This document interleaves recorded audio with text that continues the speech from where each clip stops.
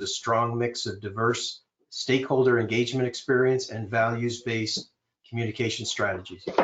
She specializes in proposal management, branding, marketing, and digital media strategy. She earned a Master's of Environmental Management from Yale University School of the Environment and holds a BS in Chemistry from Fairleigh Dickinson University. She's active in the SAME New Jersey Post and is currently serving as secretary. On weekends, you can find Dana birdwatching in parks, capturing nature's beauty through photography, and exploring new trails. I can tell you I've seen her website with those pictures. They're awesome. Get a look at them. And Dana, turning it over to you. Thank you, Mike. Appreciate that. So I believe we have myself, Johnny Quispe also from Princeton Hydro, Kristy Cerullo, and Devin DeMarco from First Environment. Kristy's gonna kick us off here. Turning it over to you, Kristy.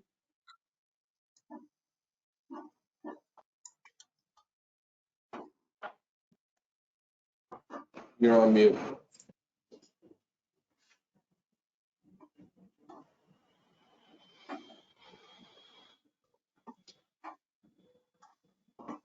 Kristy, we're not hearing you.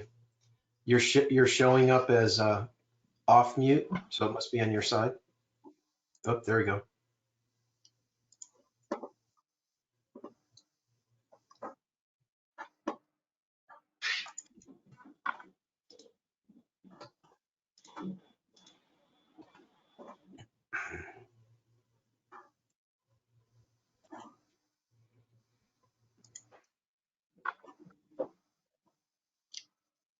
Dana, you want to get her started while she gets that taken care of? Dana, I can take it from here if you'd like.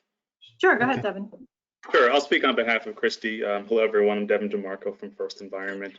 Nice to speak to all of you today. Certainly looking forward to joining Dana, Kristy, and crew here, talking about couples therapy for project managers and marketers. And we're excited to bring you this presentation. And we thought it was a good opportunity to really just give some feedback on the collaboration that occurs between the marketing folks and the technical project managers and writers as we move down the path of developing a proposal. Obviously, we've all looked at a number of opportunities today, forecast, et cetera. So this is on the other end in terms of deciding what to pursue and how to pull together a document in a collaborative fashion, leveraging the resources internally. Kristy, do we have you now or no? I don't know. Can you hear me? Yes. Hey. Oh, thank you. Great. Okay. I stole some of your thunder, but I think we're in a good spot. This is a perfect example of us working collaboratively together, so I appreciate that. Yeah, so I would just add to whatever Devin was just saying that we're going to present, kind of what this relationship looks like when it's working between marketing professionals and project managers. And Devin, did you talk about our story, how long we've been working together? And I was about to get there. Basically, Kristy's, I've been working with Kristy for a number of years, many years, as a proposal partner. So we've gone through a little bit of couples therapy, and it's been, very rewarding. We've had some nice wins and some losses, obviously, as we all have losses, but we've learned from them, and we've had our ups and downs, just like any relationship. And we'll try to bring a little bit of that flavor to the presentation here today. But Kristy, like many marketing professionals, brings a very nice element to the process. As we expect from a marketing professional, in terms of how she brings it together and brings a nice style element, not only to our writing, but to the presentation as well. So we'll get into a little bit of that today, and I guess we'll go from here. great, so we'll let Dana and Johnny take it from here. Excellent. So Johnny and I have been working together for over a decade now. Johnny is a project manager at Princeton Hydro in our natural resources practice area, focusing on resiliency and wetland and stream restoration types of projects. And I am the director of marketing and communications at Princeton Hydro. So we work together all the time, putting proposals together. I've been with the company for about 3.5 years. And Johnny, I think you've been here for about 2. So we've been working together on proposals for a few years, but known each other for a very long time, working for a nonprofit organization and just throughout the years with different organizations. Let's get started here. Sorry, here we go. So just a quick overview of the proposal management process.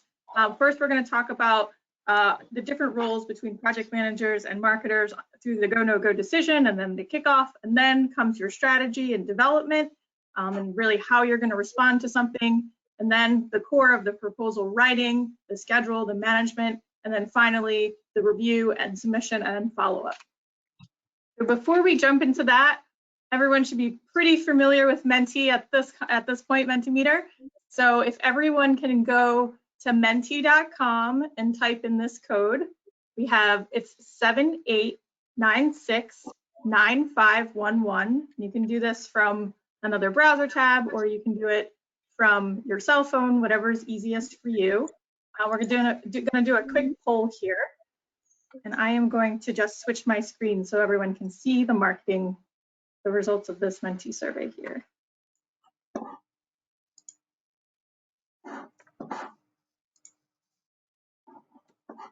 I'm sorry, what was the code again? It's 78969511, and it will pop up in just a second here.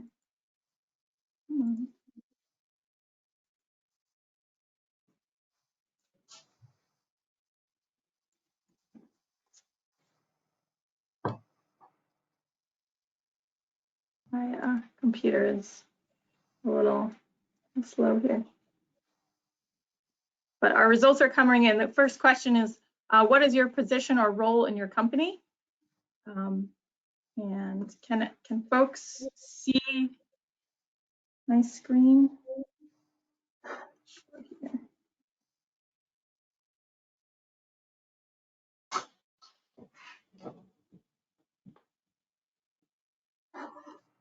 And looks like we have 31% of folks here are principals or owners. We have 21, the results are changing by the minute. 21% project managers, 14% technical staff, 21% marketing, 7% say all of the above, and 7% say none of the above. All right, now you should be able to see the results coming in here.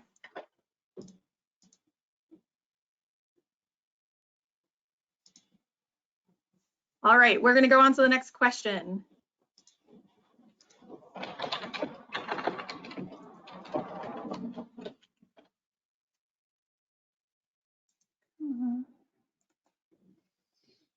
Do you have a marketing department or designated marketing staff?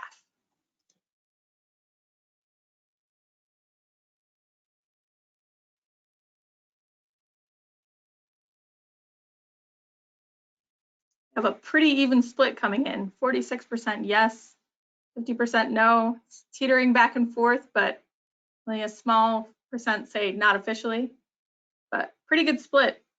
Awesome. All right, let's move on to the next question here.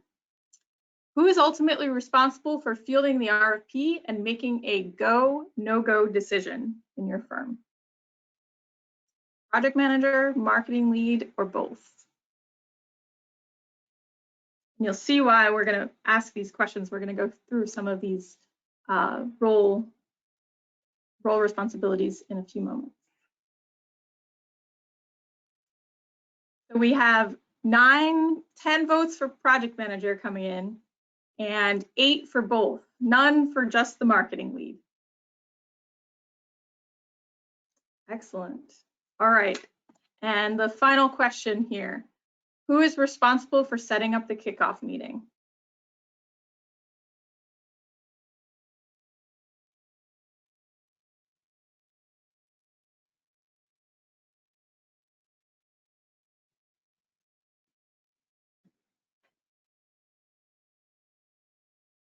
Yeah.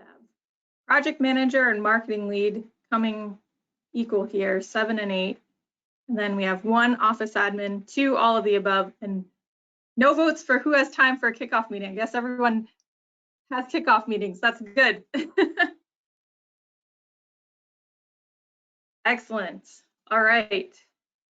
Thanks for participating, everyone. We'll get back to the presentation here.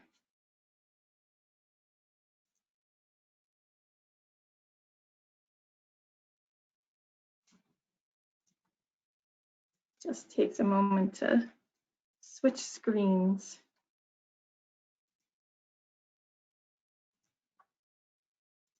Not sure why it's very slow. It's the point in the day where my computer is just blowing its fan. We have total All right, faith. here we go. Okay. Should be coming on. All right.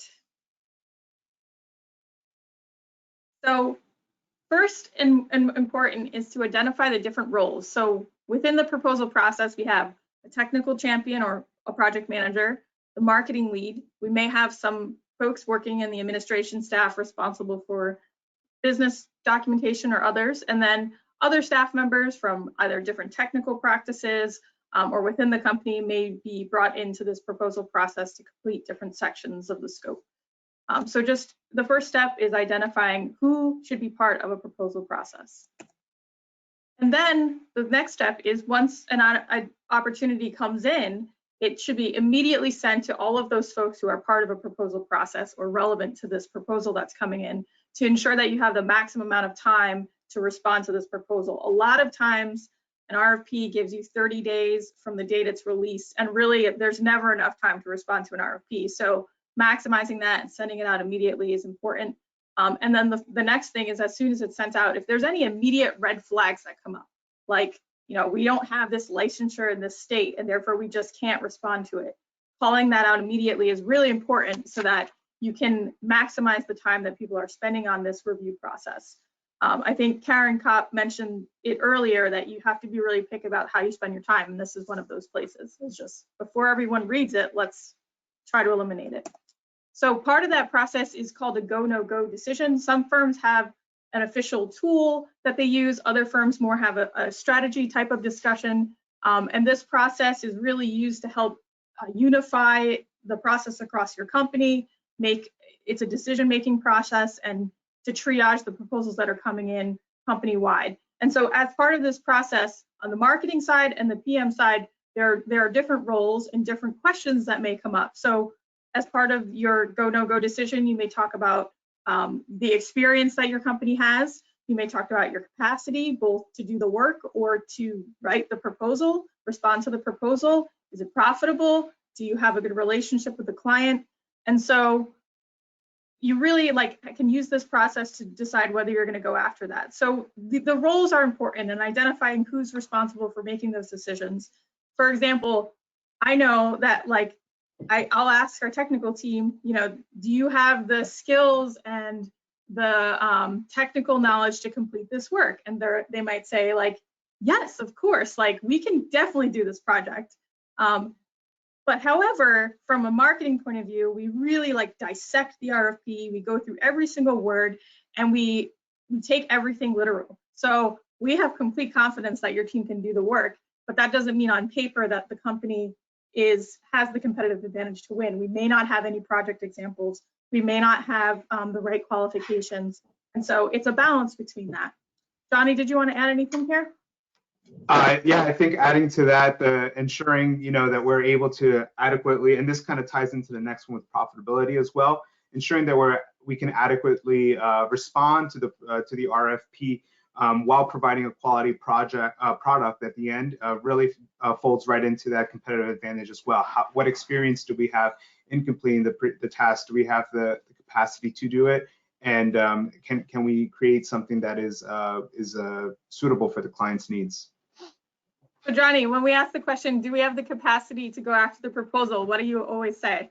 We always have capacity to go for more proposals every time. From the marketing side of point of view, we don't feel the same way, and sometimes this can be an issue. We feel, you know, yes, we can copy and paste something that we sent in, but that's not really a solid proposal. Do we really have the capacity to customize and write something that's going to make us have a leg up against our competition?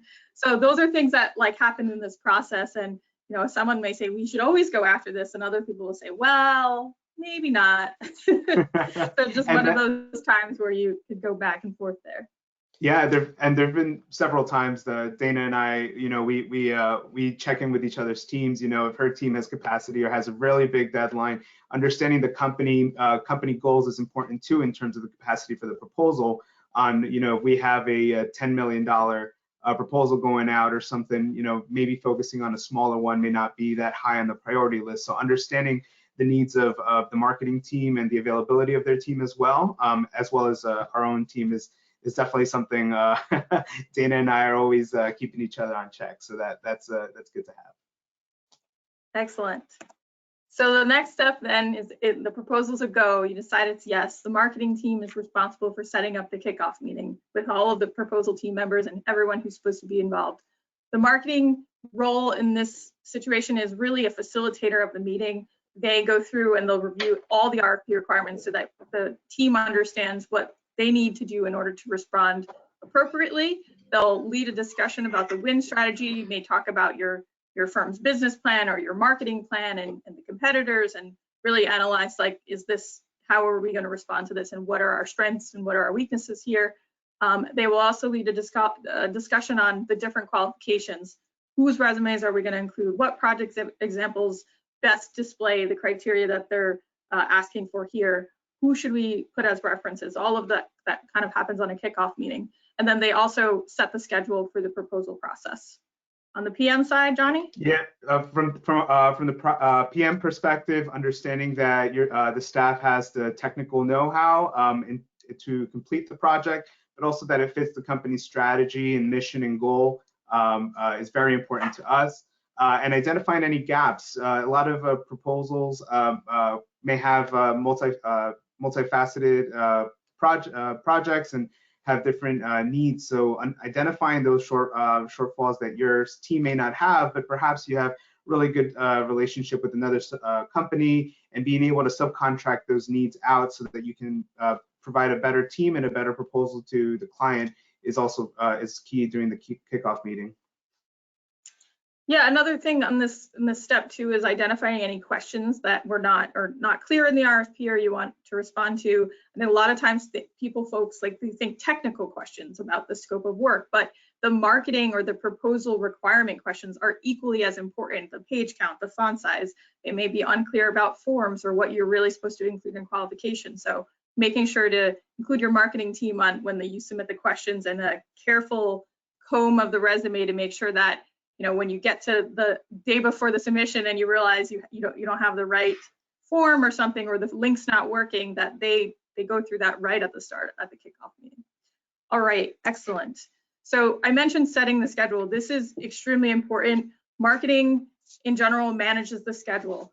They will set up the kickoff call. They'll set up a timeline when we need to respond to questions for an RFP based on what the RFP says.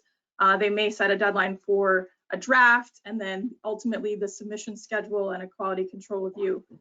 Some companies have more formal processes. Others, the schedule is set based on the kickoff meeting and what folks have the capacity to do or are able to do, or other competing deadlines. At Princeton Hydro, for example, we have a pretty set policy. We try to submit everything 24 hours before the actual RFP is due. We like to try to submit it in to give us that buffer in case anything goes wrong. And then 48 hours before that deadline, everything is due to marketing, so that there could be a quality control process, a final formatting, and a final review, and that there's just to try to reduce the stress of the last minute submission. We try to adhere to that policy. Now, with that said, schedules change, things happen.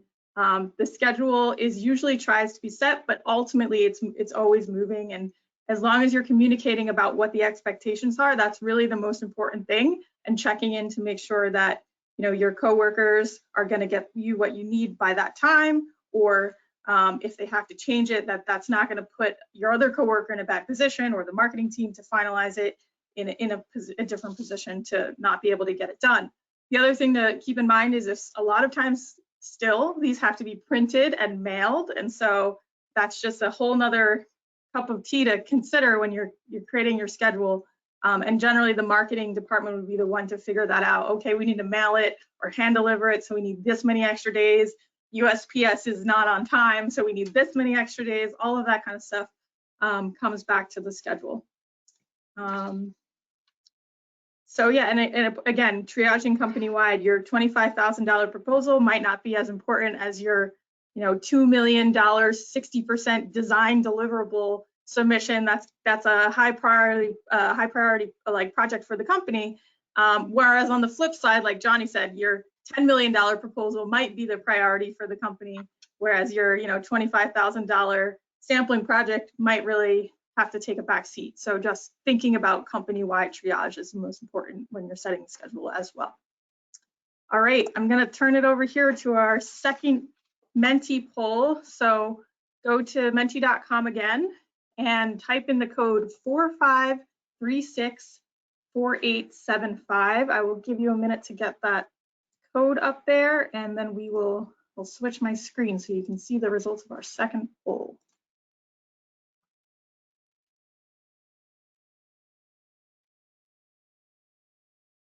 Again, 45364875.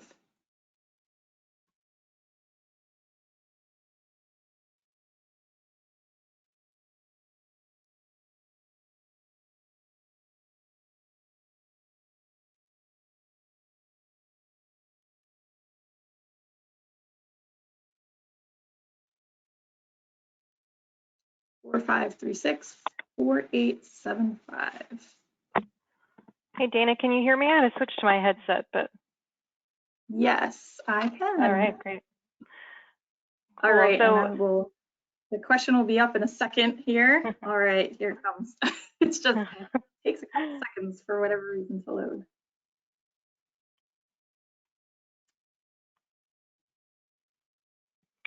I'll let you take it from here, Kristy. Yeah, so we're getting into the different sections of our proposal now. So we want to know in your organization who takes the first step at drafting a proposal cover letter. And hopefully we don't have anyone answering what's a cover letter, so that's good. But we do have a few people who are copying the last one and updating the names, so we're just secretly judging you for that. All right, good. Well, it's kind of an even split actually between those three, so that's interesting. Okay.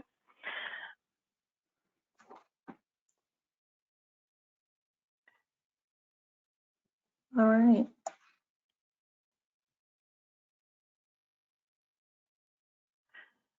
Okay, so I want to know how much input should the technical lead or PM have on the graphic design elements of a proposal? Unlimited, the proposal should fully represent the PM and the delicate flower they are, or minimal, the PM's time is better spent perfecting the technical solutions proposed, or why aren't there more options here? How biased is this question? But you guys are answering it correctly, so I like this. Nice. Kristy, I don't think I'd fare well in many of these organizations. You would not. This is an area that we go back and forth on, but that's good. All right, let's go to the next one here. So who submits the final proposal? Is the marketing lead, the project manager or technical lead, or it depends?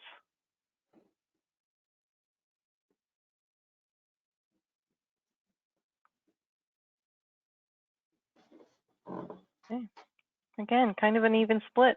And so, what we're presenting here today is kind of, it's obviously not set in stone. Every company is different, and your number of resources is different. So Dana and Johnny and Devin and I are just kind of presenting what our firms do and what we've seen in other companies and just our industry knowledge. But things are going to be different in each organization, and that's fine. So yeah, I think this is the last poll, right, Dana? Yes. Okay, great.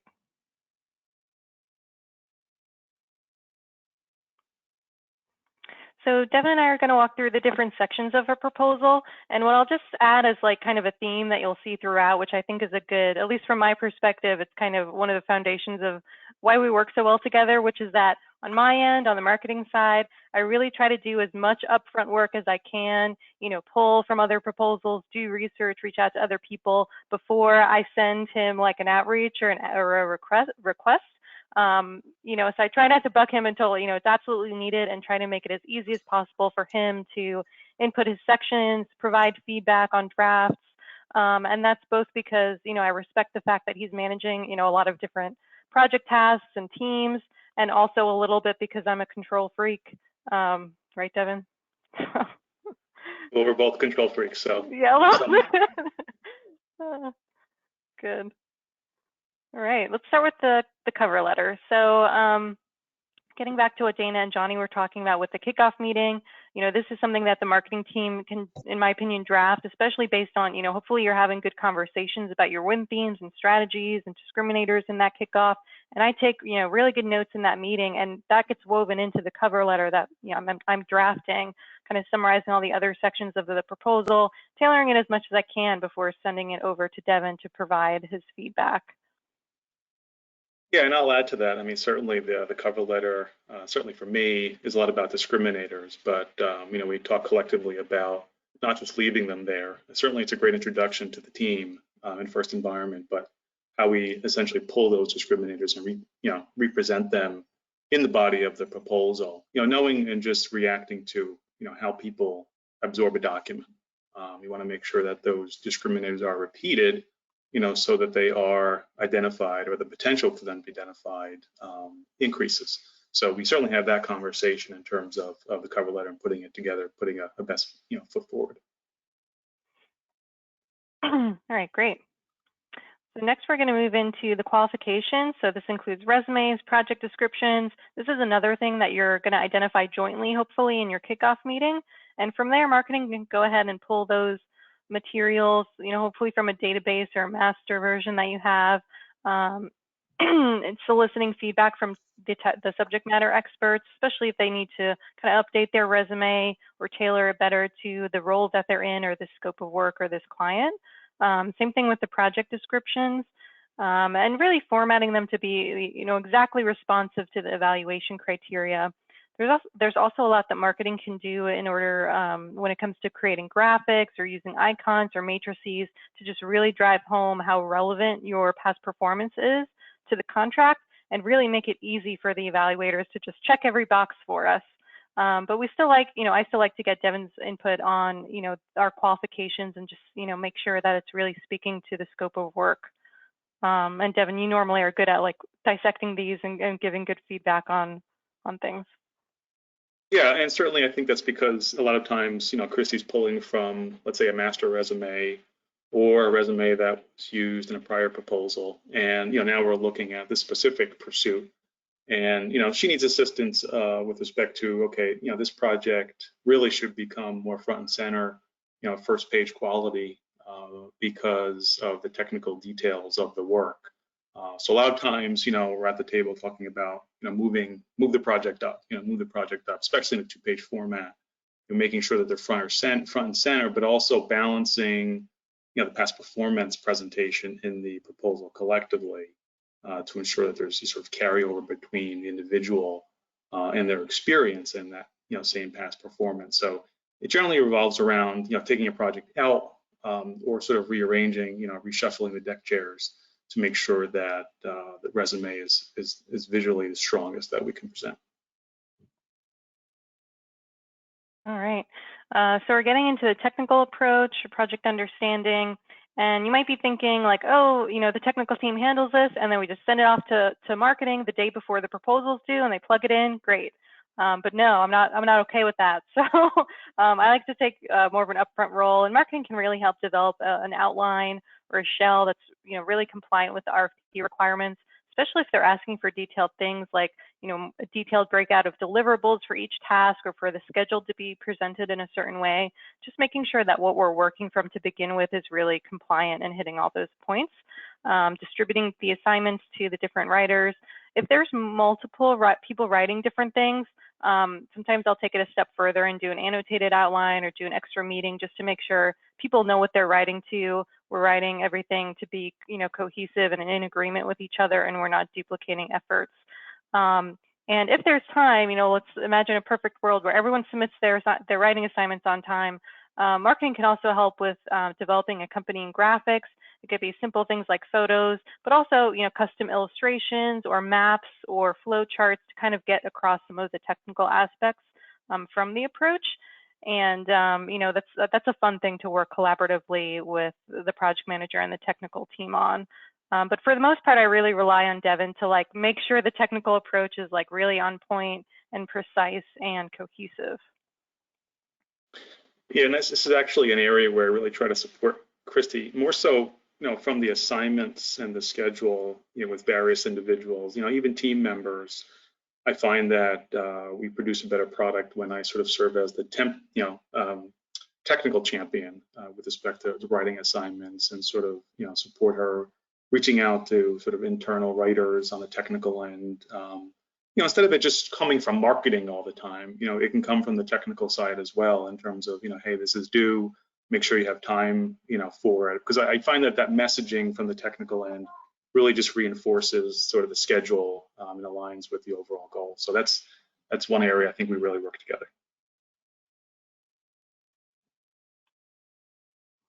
Cool. So we're getting to the cost proposal, and this is, an area that marketing normally doesn't have that much of a hand in. But I like to insert myself in things, so I get a little bit more involved. But I think the most important thing for marketing to look at is just making sure, again, we're compliant with the RFP requirements.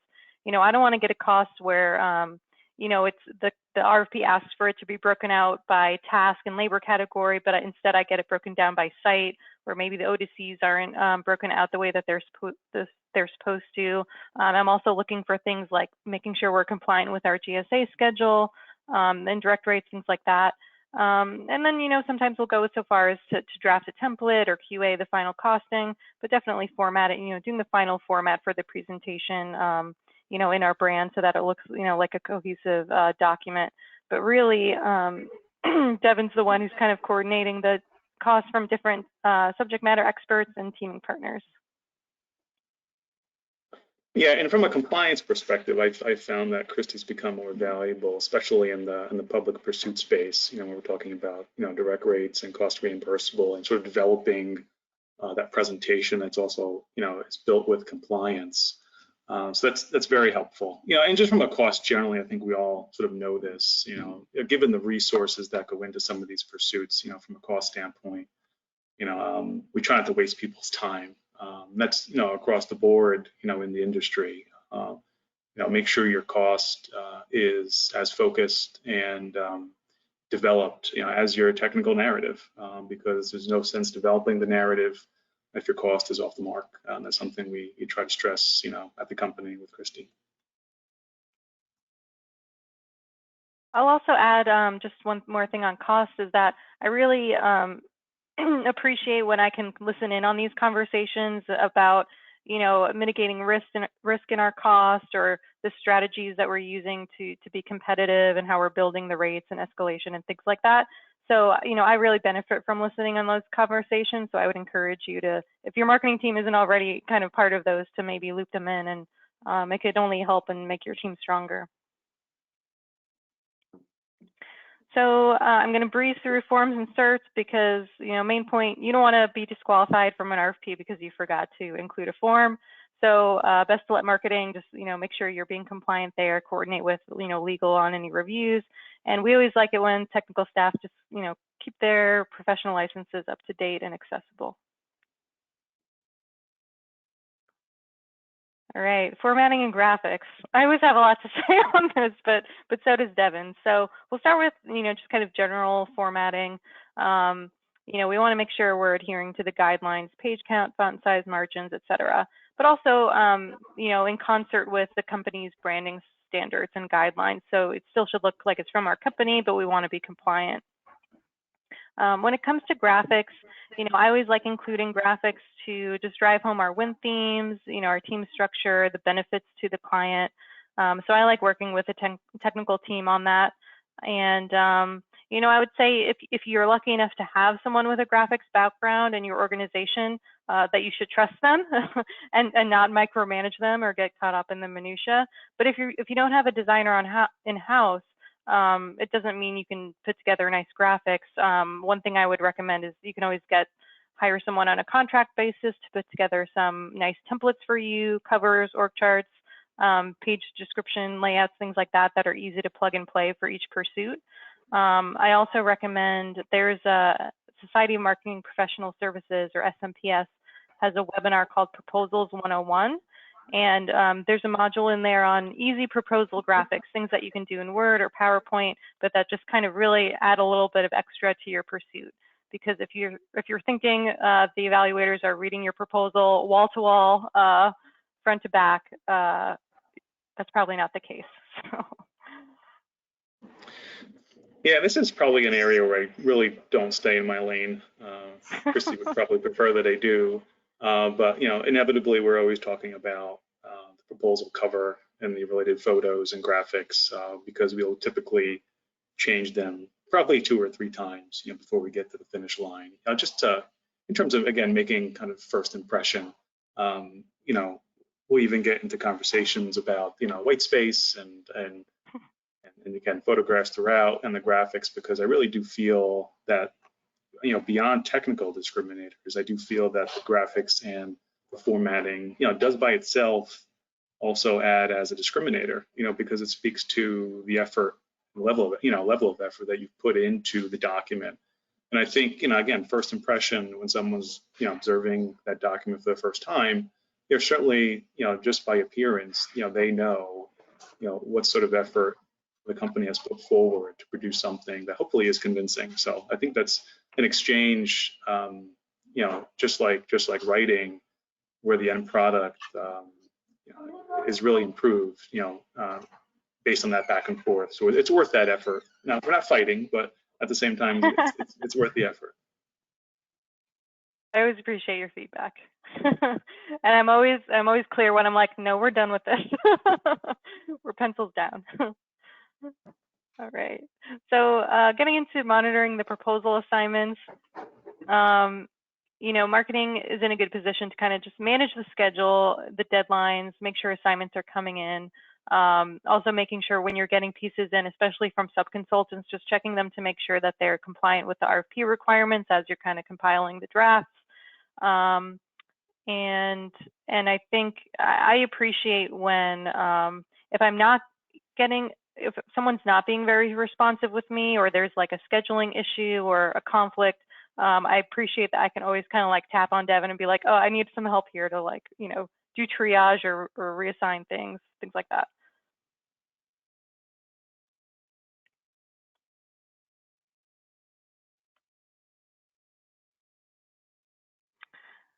All right, proposal review meetings.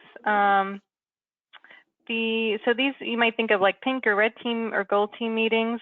And so marketing is responsible for assembling the drafts and distributing them to the team, leading the team discussions and taking notes on action items and assignments, and then distributing those assignments and incorporating the revisions as they come in.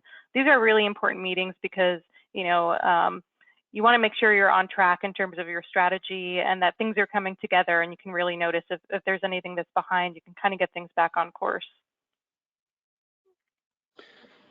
Yeah, and I think there's a big energy component here. You know, the red team review, you know, certainly is a big component of producing something that is well received. You know, and typically, obviously, everyone's coming out of the writing assignments and there's a little bit fatigued. You know, so, you know, getting that energy back for that first level of review, I think, is really critical, because it really puts the team on path in an efficient manner, because, you know, you don't want an inefficient, you know, process to the end line. Again, just making sure that those critical items that's going to get your best polishing are identified as soon as possible. Yeah, and so when it comes to communicating with the client, you know, I think it's important, obviously, that the project manager has a lot of the communication leading up to before the RFP comes out, and making sure that relationship is set. But once it's out, you know, I like to be the one who's like interacting with the client, being that point of contact, submitting the questions, just because, you know, there's like a nuance to drafting questions, obviously with input from technical experts, and you know, saving all of that communication with the client in a place where everyone can get to it in a timely manner.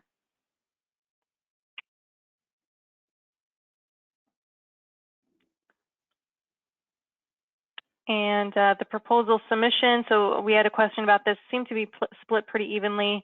You know, for us, you know, marketing is normally the one to submit the final deliverable, whether it's mail or email or uploading.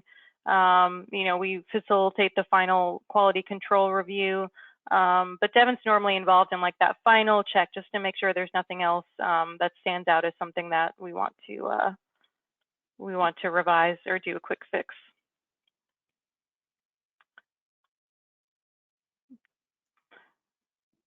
All right, and proposal closeout, you know, we submitted the proposal, but that's not the end. You know, on the marketing side, we want to make sure we're capturing any updates to resumes, project descriptions, things that we want to use in the future that we don't want to have to redo. And then if it's necessary, you know, leading internal debriefs on lessons learned so that we can always improve going forward. Excellent. Thanks, Kristy. So just a quick review. We went through the go, no-go decision and the roles between the PMs and the marketers. We talked about the kickoff meeting and the marketing team setting that up, and it's a shared discussion on strategy, technical, and qualifications. The whole proposal gets written.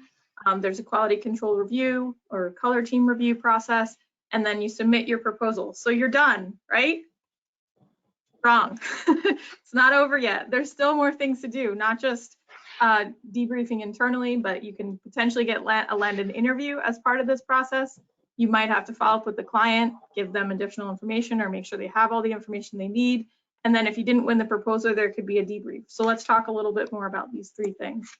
So you get shortlisted and you have an interview. In some cases, this happens in 3 days. You may submit your proposal and they may say, can you interview next week? Or you could be waiting. In some cases, we've waited like 2 years for an interview.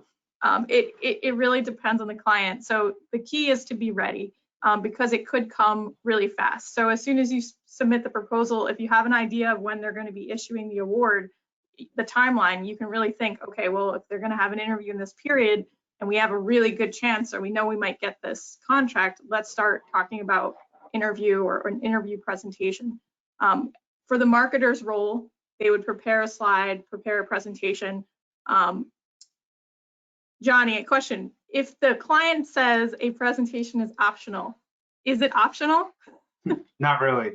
No, it's never optional. Make the presentation and let your marketing team make it for you, make it look really nice.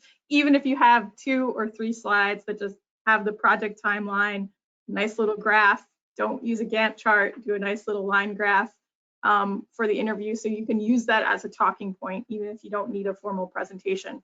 Really important. Marketing team also can prep everyone who's going to be part of that interview with interview questions or just talk about what they might ask you in that, and then attend the interview. Don't forget to ask your marketer to attend the interview. They often have a lot of information about your company to help that like close a deal sell in the interview. Johnny, you want to talk about the PM role? Yeah, I just also want to add, in addition to, you know, slides or presentation, we often will prepare like a handout, something to drop off that we can leave, like a 1-pager to supplement any information that might help answer any questions, or, you know, perhaps provide another project summary that, you know, that we think may help during the interview process. So that's also really key to, you know, leave something that you can leave behind. But you know, being able to be at the interview, answer and ask any questions that the client might have, and that we as the company might have as well.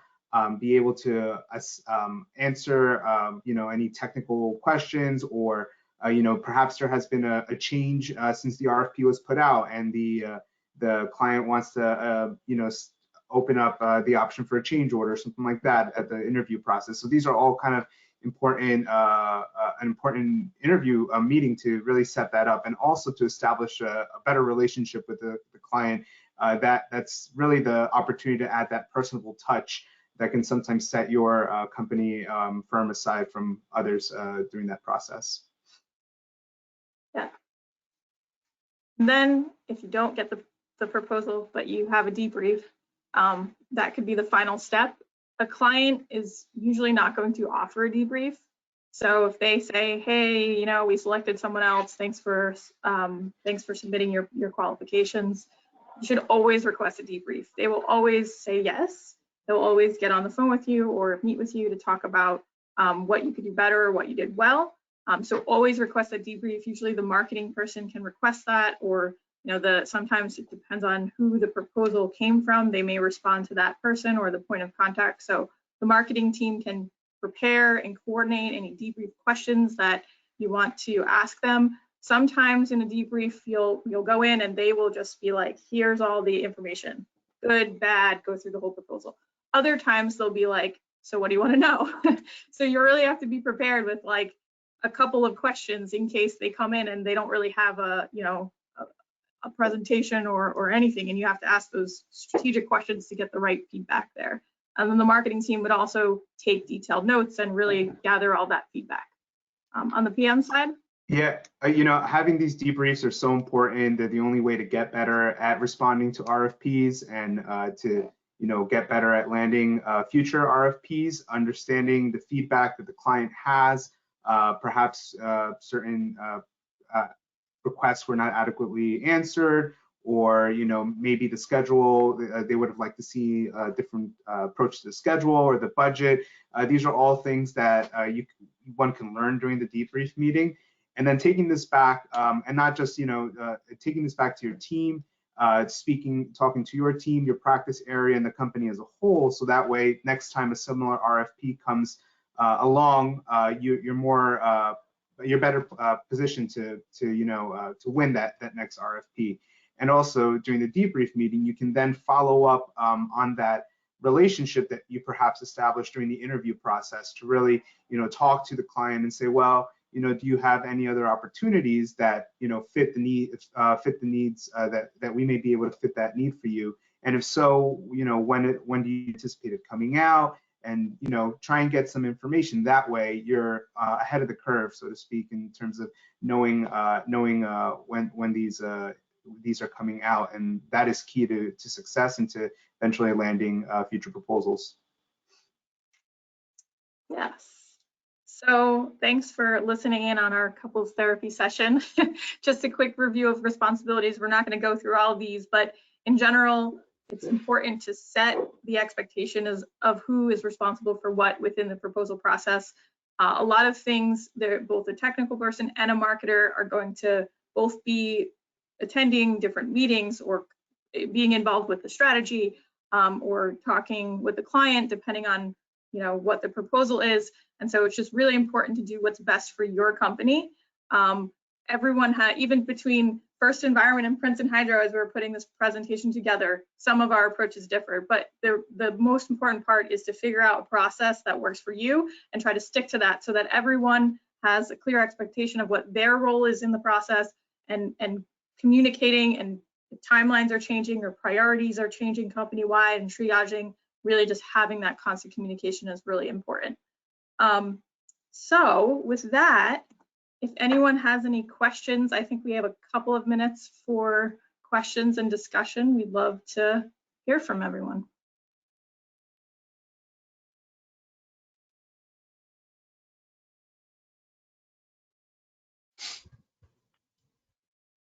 I don't see anything in the chat room. Any questions from any of the participants?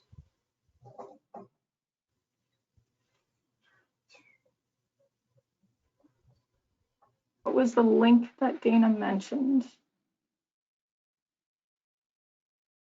Link. There was a reference that Kristy gave. Maybe that's what you're talking about, the SMPS. Oh yeah, for templates.